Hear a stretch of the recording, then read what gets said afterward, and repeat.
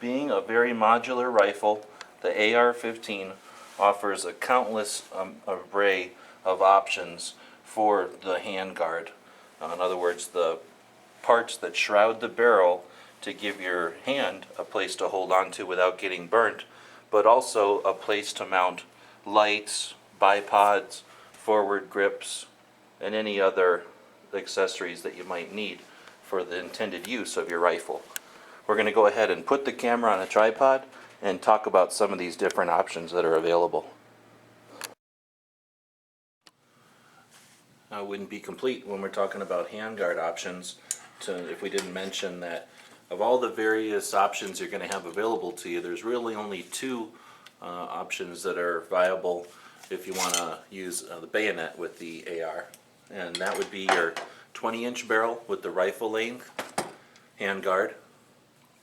And that gives you just enough at the end here to attach the bayonet and use it. Or if you want to go for a shorter overall rifle, you can go with a 16-inch barrel and then the mid-length handguard. And again, that's going to give you just enough length to attach and use the bayonet.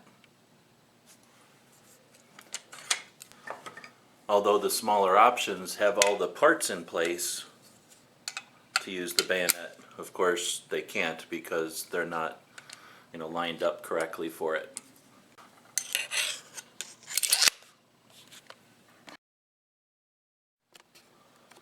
Next, let's take a look inside of some of these handguards.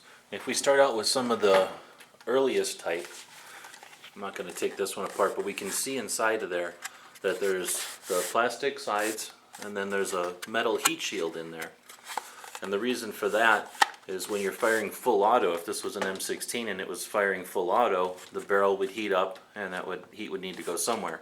So there's vent holes at the top and bottom to allow airflow, but in case you were still shooting it before it was able to cool down, the heat shields are going to offer some degree of protection against that heat.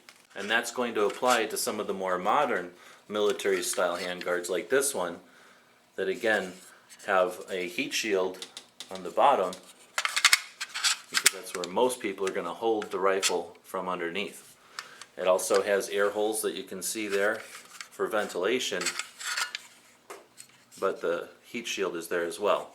Now if we move to a non-military style, some of those also have heat shields, and this is a mid-length style, and you can see that you might not be able to see, but these heat shields had just been cut down from the full length or rifle length down to the mid-length by the manufacturer.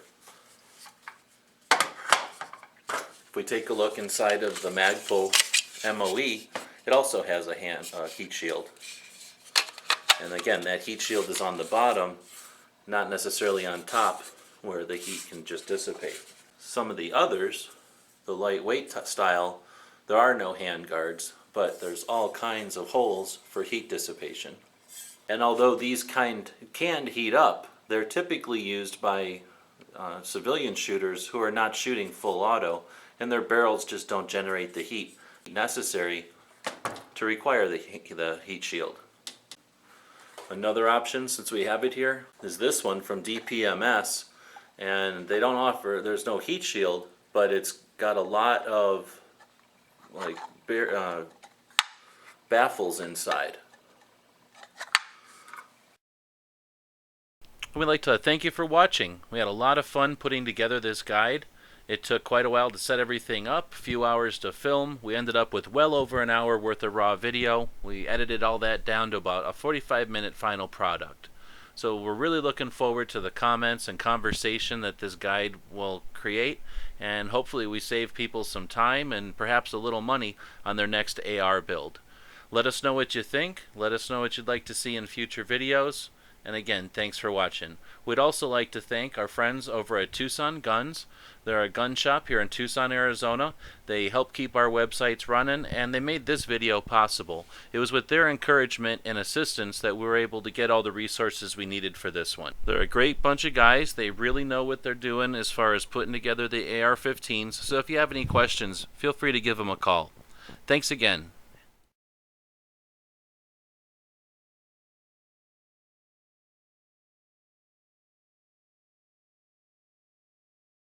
The guys and gals of GunWebsites.com encourage you to take a CCW class every year, practice at least once a month, and carry every day. Thanks for watching GunWebsites.com.